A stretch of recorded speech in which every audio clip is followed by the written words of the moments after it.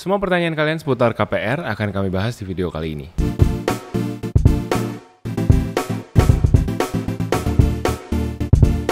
Hai guys, welcome back to our channel. Kembali lagi dengan gue Samuel dan ini istri gue Claudia. Kami pasangan suami istri kantoran dalam perjalanan memaknai financial independence. Di channel ini kalian akan temukan video-video seputar karir, keuangan, adulting, dan topik-topik menarik lainnya. Jadi kalau kalian suka dengan channel ini, jangan lupa untuk support terus channel ini dengan subscribe dan share video ini ke teman-teman kalian yang membutuhkan. Hari ini kami mau bahas tentang KPR, tentang kepemilikan rumah. Setelah minggu lalu marah-marah tentang Tapera, kali ini kami mau bahas tentang cerita kami memiliki rumah sendiri. Kami sudah punya rumah ini sejak tahun 2017. Desember ya, 2017 Desember. Kami belinya berarti 2016 akhir ya. Iya, Kira-kira setahun kurang lebih. Tadinya tanah kosong, kami bangun sendiri. Dan sudah kami lunasi juga di sekitar tahun 2020-2021. Jadi KPR-nya sebenarnya sudah dimulai dari tahun 2017 ya? Iya, 2017 dari pembangunan rumah. Tanahnya kita beli nggak pakai KPR ya? Kan Enggak ya? pas kita beli Nah ini mungkin kalau akan ceritakan milestone rumah kami. Iya, jadi waktu dibeli di awal itu memang sudah ada uang sendiri ya untuk tanahnya itu, dan uangnya cukup. Jadi waktu itu yang uang yang nggak cukup adalah untuk pembangunan rumahnya sebenarnya. Nah tapi waktu itu karena Sam kerjanya di bank, dan ya ini kan kredit membangun rumah itu agak berbeda ya dengan kredit beli rumah jadi gitu. Jadi waktu itu akhirnya kita masuk kategori kredit renovasi rumah atau kurang lebih seperti itu ya, betul ya. Nah jadi untuk tanahnya sendiri itu memang akhirnya sudah lunas dengan uang sendiri. Dan untuk bangun rumahnya itu sebagian kurang lebih mungkin 30-40% itu pakai KPR. Dan memang pembayarannya juga untuk bangun rumah itu kan nggak langsung brek di awal gitu kan sekali jadi. Memang kita juga bikin terms of payment-nya itu sedikit-sedikit, 2 minggu sekali, terus 1 bulan sekali gitu ya. Jadi maksudnya progresnya udah sampai mana lalu kita bayarkan berapa persen. Sebenarnya ini juga untuk memperingan cash flow juga, dan juga untuk mengurangi resiko kontraktor kabur waktu sudah terima uang banyak-banyak, seperti kasus di kontraktor pertama kami. Nah, untuk bangun rumahnya itu karena sebagian pakai kredit dari kantor atau bank tempat saya bekerja waktu itu, jadi itu juga memang prosesnya dimudahkan ya. Jadi waktu itu memang penjaminannya itu selain dari sertifikat rumahnya itu, sertifikat tanah ya, berarti waktu itu masih sertifikat tanah, kita juga ada jaminannya ya Sam sendiri sebagai karyawan gitu. Jadi ada plafonnya itu kalau nggak salah maksimal 10 kali gaji karyawan ya, 10 kali gaji setahun ya. Ya adalah pokoknya plafonnya. Iya plafonnya kalau nggak salah 10 kali gaji setahun Sam. Itu untuk kredit yang bisa diambil. Jadi ya jaminannya sebenarnya ya diri Sam sendiri yang mana menjadi karyawan di bank tersebut. Cuman untuk memastikan uangnya beneran dipakai untuk bangun rumah, memang ada proses due diligence yang dilakukan bank. Datang, diakses tanahnya, diminta, oke kalian kan bilang mau renovasi, mana RAB-nya udah siap bangun belum, segala macam. Jadi ada proses yang ditempuh sih. Diminta IMB juga ya. Intinya kalau pakai bank ya memang lebih lebih rapi kali ya. Semuanya maksudnya benar-benar harus ada IMB, benar-benar harus ada SHM, benar-benar harus ada RAB, dan memang tiap 3-4 bulan sekali ada orang banknya datang ke rumah gitu ya untuk melihat progres ini sudah sesuai atau belum. Oke, nah jadi hari ini kita akan masuk ke Instagram untuk menjawab pertanyaan teman-teman yang sudah posting. Ini baru tadi malam di-post pertanyaan-pertanyaan yang masuk. Ramai sekali, lihat. Wow, kami bingung mau jawab yang mana. Jadi kami coba jawab dari bawah ya. Oke. Plus minus dari Andi Kusuma. Plus minus beli atau sewa rumah, kemudian tips dan trik KPR. Beli atau sewa rumah? Ya dulu memang waktu kami masih muda jadi di tahun 2016 berarti kurang lebih 8 tahun yang lalu itu, ya mungkin tarik mundur lagi bahkan 10 tahun yang lalu sejak baru menikah itu memang kepikirannya waktu itu mau beli rumah sendiri aja. Kenapa? Karena mungkin ya terkena paham dari generasi boomers juga sebelumnya, gitu ya, bahwa ya rumah itu aset, tanah itu aset, harganya pasti naik, jadi kalau bisa mendingan beli aja. Terus juga di saat itu kami berdua kondisinya adalah ya corporate, belum yang nggak ada kepikiran lah mau fire kayak gini, ya kepikirannya seumur hidup ya udah mau menjalani corporate life aja. Jadi ya maksudnya kalau memang sudah yakin di tahap itu ya, sudah yakin untuk terus tinggal di Jakarta ya, Tangsel ya, Tangsel untuk seterusnya, maksudnya mungkin untuk 30-40 tahun ke depan, ya why not, kita memang beli rumah sekalian aja gitu ya. Jadi ada benar-benar ada tempat untuk berpulang yang stabil gitu, yang nggak ganti-ganti gitu kan kepikirannya, yang a place that we can call it our own. Ya istirahat kali ya bro, kalau berpulang menghadap yang di atas. Oh iya tempat beristirahat juga kayak mau menghadap ke atas. Terakhir. Iya. Kira-kira gitu. Yeah. Which is ini juga sebenarnya banyak yang nanya lebih baik sewa atau tinggal sendiri, lebih worth it tinggal sendiri atau ya yang mana yang lebih worth it. Did you ever regret buying a house? Nah, sebenarnya sekarang setelah dibeli ya sampai saat ini sih kita masih bersyukur ya. Tentunya punya rumah sendiri yang benar-benar dibangun dari 0 gitu. Benar-benar kita lihat semuanya dari tanah, dari nggak ada apa-apa. Bahkan bukan dari tanah ya, dari masih kebun kosong gitu ya, tanah, pohon-pohonnya dipapas gitu. Terus dari akhirnya bisa jadi struktur, terus kita lihat benar-benar dicat, pas ditaruh ubinnya satu persatu, itu kita yang beli semuanya gitu. Jadi benar-benar berasa, dan tiap pagi bangun ngelihat rumah ini, ngelihat jendela, aduh ini jendela gue inget banget belinya waktu itu, nyicil berapa kali, inget gitu semuanya. Dan jadinya ya bersyukur, sampai sekarang sih kami bersyukur banget atas rumah ini. Tapi mungkin kalau ditanya mendingan beli atau sewa, ya makanya ini kembali lagi ke lifestyle kalian. Betul. Gitu ya. Karena kan kalau misalkan beli ya udah once and for all. Maksudnya kami pun juga bukan yang konglomerat gitu ya, yang rumahnya kalau ini udah bosan ya udah tinggalin aja, biarin beli rumah baru lagi, kan nggak gitu. Dan it's quite a big sum of money. Jadi ya udah, we have to stick to here no matter what. Dan ya untungnya rumahnya kita suka banget gitu ya, lokasinya kita suka banget. Bayangkan kalau misalkan kalian karena dikejar-kejar nih harus beli rumah gitu, terus dia udah jadi beli rumah sebenarnya kayaknya nggak serak-serak banget gitu, tapi udah deh ya udah beli aja gitu, dan kalian memarkir gitu ya, atau menaruh segitu banyak mungkin a big chunk of your asset to that house that you don't quite like it. Itu kan jadi mungkin berat gitu ya, lebih gimana ya. Sekarang kayaknya udah rahasia umum lah, maksudnya teman-teman milenial dan Gen Z juga udah aware bahwa beli rumah itu nggak selalu untung, beli rumah nggak selalu harga naik. Jadi dan rumah itu ya bisa dibilang investasi, itu juga tergantung dari sudut pandang kita melihatnya dari mana gitu. Kalau ditinggalin sendiri dan kita nggak ngerawat rumahnya, ya bisa jadi value-nya turun, itu bisa banget gitu. Jadi buat teman-teman yang mau beli rumah sih harus mikir keras ya menurut kami. Ya, ini rumahnya mau tinggal sendiri, yakin mau tinggal di daerah ini for the next 30-40 years maybe. Dan ya itu tadi, kalau misalnya kita ngomong harga tanah selalu naik, sebenarnya kami sempat mencoba nih menjual rumah iseng-iseng sebenarnya ya tahun lalu. Itu susah banget jujur ya, karena kalau kami lihat di sekitaran sini aja, yang rumah yang dijual tuh banyak banget ya, dan kita lihat udah lama, mungkin udah bertahun-tahun belum laku-laku. Jadi sekitaran sini tuh Bintaro Sektor 2 ya teman-teman, kami kira-kira di sekitar sini. Jadi tidak semudah itu sebenarnya menjual rumah juga gitu ya. Dan ya udah, tadi seperti yang saya bilang, kalau misalkan udah beli rumah ya udah, uang kita ketahan di rumah ini, yang mana untuk jualnya lagi misalkan kita perlu aset liquid gitu, perlu uang cash.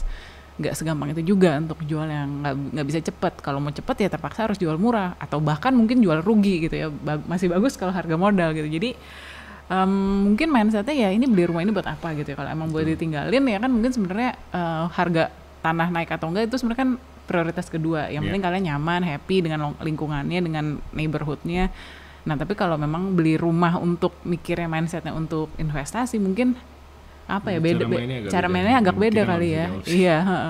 Kalau kan mungkin kalau di luar negeri nih kita banyak lihat dari reels yang bertaburan gitu kan. Wah ini saya juragan properti, beli rumah saya refurnish terus bisa jadi Airbnb.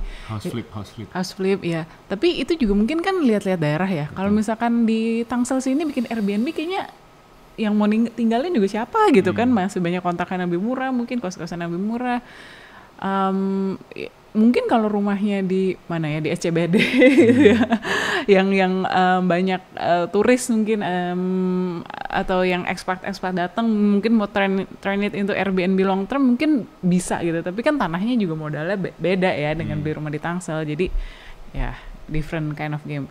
Ya anyway, kalau misalkan ada yang mau berpikir sewa aja, apakah itu salah? Nah sebenarnya jujur ini juga dari perspektif Amin ya, setelah hampir 10 tahun punya rumah sendiri, 8 tahun punya rumah sendiri. Oke, jadi menurut saya sewa itu convenience, enak kalau misalkan kalian masih belum yakin mau tinggal di satu daerah, mungkin masih mau nanti mungkin mau S2 nih, atau nanti mungkin pengen coba kerja di luar negeri atau di kota lain nih. Nah, jadi nggak ada beban tadi ya taruh uang segitu banyak di fixed asset. Iya, jadi baru-baru ini kami kan makan pempek di BSD, jalan-jalan gitu kan di ruko-ruko, di salah satu ruko yang lokasinya lumayan strategis lah di jalan besar, pinggir jalan, terus jalan protokol lewat situ. Terus nguping orang ngobrol gitu soal buka toko di ruko itu tuh berapa sih gitu kosnya. Ya saya ini sewa di sini sekitar 70-an juta setahunnya gitu. Terus mereka ngobrol-ngobrol, emang kalau beli berapa sih gitu kan? Kalau beli itu sekitar 2,5 M. 2,5 sampai 3 M. Nah maksudnya dengan ngelihat angka segitu, terus kita ngitung-ngitung ya Klau ya, gimana kamu hitungannya kemarin? Iya pokoknya kalau 2,5 bagi 70 juta, 2,5 M bagi 70 juta itu kalau nggak salah 30 tahun. Iya. Ya lalu kemarin hitung-hitung, wah 2,5 M. Kalau sewa 70 juta itu 2,5 bagi 70 kan kurang lebih 35,7. Jadi bisa nyewa ruko itu untuk 36 tahun. Dan ya udah itu kita kalau nyewa kan intinya kita nggak pusing gitu ya maintenance. Ini sebagai yang udah punya rumah nih punya rumah itu pusing ya maintenance ada aja gitu. Ntar bocor, ntar apalah mesti di repaint, ntar jendela rusak, anak ono rusak. Nah kalau misalkan kita sewa kan taunya beres, tinggal komplain ke landlordnya. Terus ya udah masa kita 36 tahun kan itu waktu yang sangat lama ya. Betul. Gitu. Misalkan anything can happen in 36 years gitu dan mau pindah ruko. Ya maksudnya kalau usaha ya mungkin kalian ketemu lokasi lain yang lebih strategis terus mau pindah. Kalau kayak rumah mungkin anaknya udah besar nih, kita mau pindah ke rumah lain lebih kecil misalkan. Atau mungkin yang mau cari yang lebih dekat sekolah, tadinya mikir mau sekolah dekat sini, ternyata di ujung kota lain gitu kan yang sekolah yang ternyata lebih cocok. Jadi kan uangnya ya udah bisa dengan gampang ya pindah aja gitu, nggak terikat di satu rumah gitu ya. Ya memang untuk teman-teman yang sewa akan terus bayar, ibaratnya gitulah, akan terus bayar gitu kan. Sementara yang punya rumah ya istilahnya udah punya kalian nih, kalian nggak akan bayar apa-apa lagi sampai kapanpun. Iya gitu. Sekali big purchase broad di depan gitu ya. Terus ya beranggapan mungkin biaya tahunannya abis itu nggak seperti sewa kan, tiap tahun harus keluar 70 juta mungkin lebih kecil-kecil lah untuk maintenance. Tapi ya makanya ini plus minus sih ya. Mungkin kan maksudnya kita nggak ada yang tahu kan dalam 36 tahun itu apakah nanti mau pindah susah gitu kan ini jualnya, atau mungkin ya kayak sekarang kalau kita lihat kayak kasus di Jepang gitu ya, banyak Akia kan banyak yang bilang ntar buat warisan aja atau buat gimana ya. Maksudnya kita kan nggak ada yang tahu ya. Kali nanti mungkin memutuskan untuk child free, atau mungkin kali udah punya anak tapi anaknya mau memutuskan nggak mau tinggal di situ, mau tinggal di tempat lain, jadi akhirnya ya udah nggak kepake juga gitu pada akhirnya. Tapi ya again sewa is not that bad gitu ya menurut kami gitu. Jadi tergantung lifestyle-nya juga gitu. Mungkin kalau ditanyakan ke kami 10 tahun yang lalu gitu ya, kira-kira mau sewa, atau kalau kami sudah punya pengetahuan yang sekarang, mungkin kami juga akan bilang sebenarnya sewa juga nggak apa-apa gitu. Tapi ya waktu itu ya gitulah, one and another gitu kan, banyak convictions dari generasi sebelumnya untuk beli rumah aja, jadi akhirnya ya kebeli rumah juga. Gitu. Tapi tanya nyesel apa enggak ya, sebenarnya nggak nyesel juga, tapi ya jadi lebih susah aja gitu untuk bergerak. KPR kami itu dulu bunganya murah dan tenornya terserah gitu ya. Selama kamu masih jadi karyawan bank itu sampai pensiun pun silakan mau dicicil gitu. Ya, tapi kita pilihnya kurang lebih 10 tahun ya kalau nggak salah. Iya, saya ingat. Di Maybank awal-awal sama 20 tahun juga. Gitu ya. Nah, karena kan angkanya besar. Nah, cuman sayanya nggak settle di satu perusahaan karena waktu itu lagi masa-masa ngejar-ngejar gaji. Jadi ada nih ya buka KPR di satu bank. Kerja di situ kurang lebih 2,5 tahun, hampir 3 tahun, resign. Nah sempat lepas dari KPR karyawan. Jadi waktu itu masuk ke KPR konvensional. Karena pindahnya ke non bank ya. Betul. Waktu itu. Dan waktu itu kita pikir karena ini bunganya floating, kita dapatnya yang setelah cari-cari tahu dapatnya bunganya yang floating. Kita kepingin oke floating tapi kita bisa ya lunasin tanpa penalti. Ya idealismenya karena bunganya lebih tinggi dan floating gitu kan, jadi nggak tahu kapan pemerintah naikin suku bunga, jadi secepat-cepatnya kita bisa lunasin lebih baik dan kalau bisa ya tanpa penalti. Kebetulan bank ini nggak ada penaltinya. Nah waktu itu kami akhirnya tiap kali dapat bonus, tiap kali dapat THR itu kami tutup gitu kan, tutup KPR. Tapi tetap nggak ngejar sama bunga yang floating itu gitu kan ya. Iya, bunganya tuh lumayan pedih sih. Bunganya lumayan pedih rasanya. Terakhir di 13% ya. Iya, 13-14% ya. 13-14%. Itu ini dari 5% teman-teman. Jadi kayak kebayang pasti bebannya pada saat itu hampir 3 kali lipat. Nah, untungnya setelah 2 tahunan. 2 tahunan aku masuk kerja di bank lagi. Saya dapat kerja di bank lagi dan balik lagi ke KPR karyawan. Which is waktu itu 5% lagi ya kalau nggak salah. Enggak ya? Iya, Ya, segituan pokoknya lah. di bawah 10 lah. Di bawah 5. Di bawah 5. Nah, ya udah kami kembali lagi ke sana. Terus juga cicil pokoknya udah pelan-pelan. tinggal dikit ya. Pokoknya juga udah tinggal dikit. Dan akhirnya setelah resign dari bank yang kedua ini, setelah kerja kurang lebih 3 tahun juga, akhirnya kami tutup semua, kami lunasin gitu. Ya jadi kalau ditanyain tips cuannya untuk ambil KPR dari bank, ya itu tadi cuannya mungkin kamu atau pasangan kamu itu ya harus salah satu kerja di bank biar dapat rate-nya rate karyawan. Langsung ini naik poinnya nih, calon mantu karyawan bank nih naik poinnya. Iya. Tapi katanya sih ada juga beberapa perusahaan yang non bank, FMCG yang besar gitu ya, mereka juga menawarkan KPR khusus. Iya, kredit pemilikan rumah untuk karyawan mereka ya. Tapi kami nggak tahu lah ya, karena kami dari pengalaman kami belum pernah, selama saya kerja di FMCG, kebetulan kantor saya tidak pernah menawarkan benefit itu gitu ya. Tapi katanya sih ada kantor-kantor seperti itu. Tapi kalau mau yakin ya mendingan masuk kerja di bank aja seperti Bapak ini. Dan jangan berhenti sebelum KPR lunas. sampai itu KPR lunas, karena once pindah ke bank konvensional, maksudnya yang untuk non karyawan itu ya lumayan deh. Tapi dulu ini sih tapi kan itu susah ya dipraktekkan ya, belum tentu kalian bekerja di bank saat ini. Cuman ya harus shop around ya, harus belanja, maksudnya harus rajin tanya-tanya ke berbagai bank. Dulu tuh ya pada saat mau keluar dari bank yang pertama tadi yang aku resign terus rate-nya jadi 13% tadi, itu kami juga shop around. Aku tuh ingat aku masuk ke bank biru lagi yang sebelahnya, masuk nanya-nanya sama CS-nya ini KPR-nya berapa gitu, tanya-tanya, bawa pulang brosur, akhirnya kita bandingin sama-sama. Kayaknya sekarang kalian juga bisa lakukan ini via online sih, udah banyak website-website yang menyediakan jasa perbandingan KPR. Pokoknya riset, jadi cari tahu mana yang sesuai dengan kebutuhan kalian, karena resikonya masing-masing ada juga. Kalau misalkan fix ya kalian terikat dengan rate itu seterusnya. Kalau floating ya bisa naik sampai 13%, ngecek juga gitu ya, lumayan ya gitu. Jadi kalau fix siapa tahu taunya besok tiba-tiba suku bunganya turun. Kan nyesel kan gitu. Tapi kalau kita ambil floating taunya naik terus ya. Ya begitulah ya gitu. Permainan bunga berbunga. Iya, sebenarnya sebelum ke situ sih kayak lebih ini nggak sih, mikirin dengan matang gitu, sebenarnya kita kuatnya itu berapa gitu. Ya boleh juga ya, kalau misalkan kita ngomongin cicilan itu kan, karena idealnya maksimal tuh kan cicilan 30% dari total gaji kan. Jadi ya coba hitung terbalik gitu ya. Hitung-hitung aja gitu sebenarnya kemampuannya seperti apa. Dan hati-hati juga jangan terlalu over calculating your current financial decision. Maksudnya gini, ini saya udah dengar 2 kasus nih. Satu dari teman sendiri, satu itu kemarin sebenarnya baca di itu Work Salaryman. Oke. Nah jadi kondisinya ini mereka berdua itu pas zaman pre-COVID itu dua-duanya itu pas lagi dapat kerjaan yang bagus-bagusnya. Terus dengan kondisi gaji lagi tinggi-tingginya, kerja lagi bagus-bagusnya, mereka mikir mau beli rumah yang lebih baik gitu, rumah yang lebih besar.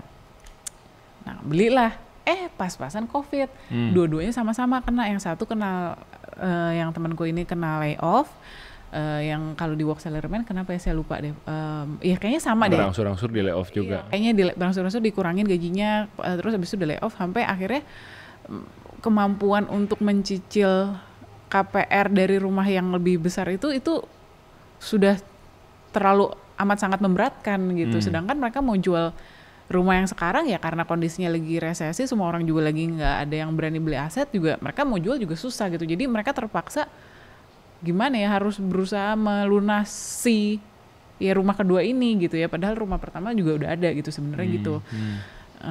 Ya akhirnya ya terpaksa utang sana sini, utang bergulung-gulung, jadi ya udahlah gitu, udah jadi berantakan gitu kondisi keuangan. Padahal kalau mereka waktu itu tidak memutuskan untuk beli rumah kedua, harusnya kondisi keuangan mereka lebih dari baik-baik saja gitu, sangat cukup secara dana darurat dan sebagainya. Tapi ya karena waktu itu pikir, oh ya nih lagi on fire gitu kan karir, udah beli rumah kedua. Nah, kan maksudnya kita nggak ada yang tahu ya namanya musibah gitu. Jadi ya jangan mepet gitu kali ya kalau mau apalagi ini terutama mungkin kasusnya rumah kedua gitu ya. Ya mungkin rumah pertama juga sama, tapi intinya jangan mepet gitu. Misalkan kalau kita let's say punya uangnya 1M, ya jangan mepet gitu beli rumahnya 1M, mungkin 1,5 M dulu, tunggu apa gimana gitu. Jadi dikasih buffer ruang yang cukup gitu loh, untuk kita ada punya juga untuk dana darurat dan untuk misalkan dana pensiun dan sebagainya gitu. Jadi jangan semuanya dihabisin untuk belanja rumah.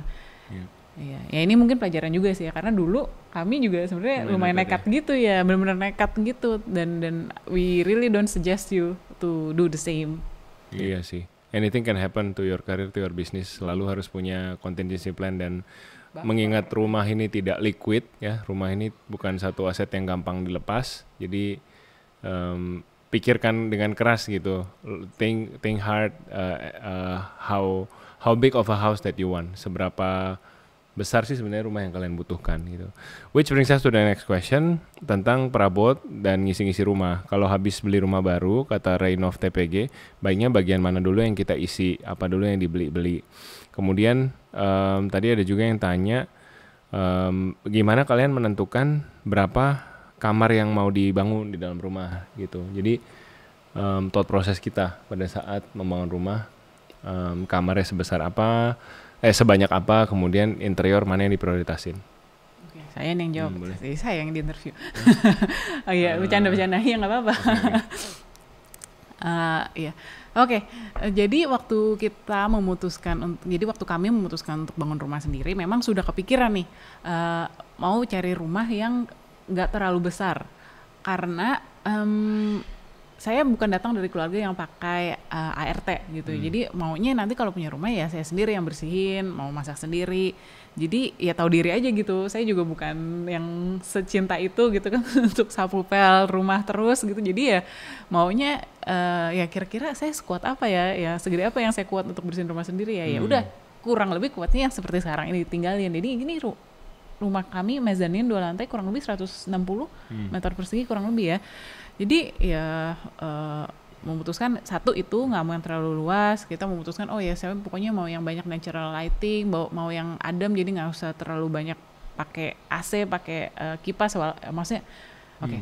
Jadi maksudnya mau yang eco friendly gitu ya, nggak usah terlalu banyak pasang lampu di siang hari, jadi cahayanya masuk semua, yang anginnya juga bisa lewat. Nah terus untuk berapa kamar itu ya sebenarnya waktu mau bikin rumah juga kita waktu itu kondisinya masih belum tahu ya akan ada anak atau enggak gitu. Nah habis itu kan udah tahu nih kira-kira luasnya rumah seberapa yang kuatnya gitu ya. Udah kita mikir kita mau apa ya. Oh yang pasti kan kita perlu kamar tidur sendiri gitu kan, kamar mandi sendiri. Oh ya kita perlu living room. Nah kitchen juga oh ya bikin apa dapur bersih, dapur kotor ada gitu kan, omongan-omongan itu. Tapi setelah pikir-pikir bentar kan kita nggak akan ada mbak gitu kan, masak juga masak sendiri. Ya udah dapurnya satu aja, langsung dapur bersih. Terus udah gitu juga kita bikin oh ya ini di atas tadinya belum tahu nih, karena tadi kan belum tahu ya akan punya anak atau enggak, tapi anyway kita bikin aja 2 extra room gitu, misalkan ternyata nanti ada anak yang bisa pakai itu, atau nanti bisa jadi guest room, atau mungkin bisa jadi working room, atau apapun itulah ya. Jadi kita bikinin aja 2 kamar. Terus tapi dari arsiteknya tetap insist ini di belakang bikinin aja deh area ini kecil, area service kecil gitu kan, jadi untuk jemur, untuk taruh mesin cuci, untuk ada kamar mandi belakang gitu, dan untuk ada kamar mbak, yang mana sekarang kamar mbaknya itu sudah kita jadikan gudang ya. Ya udah dari situ sih, jadi mungkin dari kebutuhannya seperti apa gitu ya, apalagi mungkin buat kalian yang sudah punya anak atau sudah tahu mau punya anak berapa gitu ya kan, jadi bisa langsung diploting aja gitu kan mau berapa banyak kamar anaknya. Terus udah gitu perabot. Iya. Nah, terus untuk perabot, kami juga nggak pakai interior designer. Kami coba cut cost dengan, ya udah kami ya kebetulan juga bentuk rumahnya straightforward gitu ya, minimalis cuman kotak doang. Jadi kami coba ngira-ngira lihat gambar di Pinterest, terus tanya-tanya juga sama arsitek yang gambarin rumah. Kira-kira menurut kamu visi interiornya kayak gimana, dia gambarin gitu, bukan yang cantik kayak gimana kayak interior designer, tapi kebayang kursinya di sini, ada sofa bentuk L harus cari segala macam kan. Jadi pelan-pelan kami ngisi sendiri, dan itu nggak yang kalau mungkin kalian lihat di internet gitu ya, di sosmed orang masuk rumahnya udah cantik, udah full perabot, udah basi, wow gitu, kayak rumah contoh gitu, cantik gitu kan. Enggak, kita tuh masuk rumah, saya ingat malam pertama kami nginep belum ada horden. Jadi kami tidur tuh bisa ngelihat rumah tetangga, bisa ngelihat pohon di luarnya. Ini ngeri juga sih sambil tidur gitu, kayak ntar tiba-tiba ada kucing lompat atau gimana gitu kan. Ya cuman kelihatan gitu ya. Baru kemudian beberapa minggu kemudian tukang hordeng datang ngukur ke dalam rumah gitu. Jadi kami nggak semua kami lempar ke satu orang, ke interior designer gitu. Nggak pakai interior designer. Obviously kalau kalian mau lakukan silakan. Cuman kami merasa budgetnya sih nggak ada, dan kayak pelan-pelan aja lah kami isi sendiri gitu. Jadi yang kami borongin itu kalau untuk interior kayaknya ya ini ya, si kitchen set ini kan. Kitchen set, meja TV. Iya, kitchen set, meja TV sama lemari tidur anak, walk-in closet. Tapi itu pun nggak sekaligus. Walk-in closet duluan karena kami pakai kan. Sama kitchen sama meja TV. Kitchen sama meja TV, habis itu lemari kamar tidur anak berikutnya Setelah udah mau ada anak gitu kan. Setelah mau ada anak ya. Setelah udah lagi hamil Hana dan ini kamar kosong, kayaknya sudah saatnya diisi. Nah, baru kami masuk lagi, ada kontraktor untuk pelan-pelan sih. Bikin itu pelan-pelan. Yang harus ada ya, kalau saya ya yang basic banget kan, yang penting kamar mandi udah jadi, terus ada ranjang satu buat tidur kami. Iya, ada kitchen gitu ya, ada kitchen. Tapi yang lain-lainnya kayak hordeng itu belakangan, terus kita bikin kaca film buat di kamar itu belakangan. Jadi karena kan memang budgetnya terbatas ya, dan ya udah kita realistis aja gitu kan, daripada maksain terus malah terjerat pinjol gitu kan, harus cepet-cepet. Ya udah yang penting pokoknya ada kitchen, kamar mandi satu yang running udah ada isinya gitu ya, sama ya udah lain-lainnya juga sofa kayaknya belakangan gitu ya, kita belinya pas sambil pelan-pelan nyari yang diskonan yang bentuknya sesuai. Habis itu sama meja makan juga belakangan ya, tadinya cuma meja di island table ini.